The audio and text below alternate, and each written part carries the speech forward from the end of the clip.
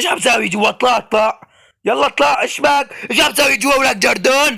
راح اخليك تاكل عدلة من صاحب البيت. هلا بتشوف شلون. خليني اشحطك شحط مثل الجردون. يلا تاني مرة اذا بتعيدها راح ادخلك لجوات البيت. فامان علي ولا شو؟ اذا بترجع بتعيدها لا اكسر لك سنينك سنسن. يلا ادخل. شوف الجردون بده يعيش جواتي. شفت شلون شقيته شق؟ خليته يبكي من قوة الضرب. صحيح دخلت جوات راس البطاطا. يلا نقلع من البيت لا ترجع لهون. انا ما بعاقبك بالضرب. هي اصلا ما حدا بيسترجي يضربني. هاي اهانة عن جد. لازم هلا بس يتشطح اشقه. ايه والله ما شفت شلون بزق عليك؟ لازم تشقه شق. خليني اتشطح هون. انا بتشطح وين ما بدي.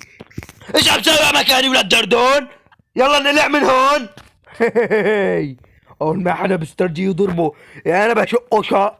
اويلي اقرأوا لي الفاتحة حبابين.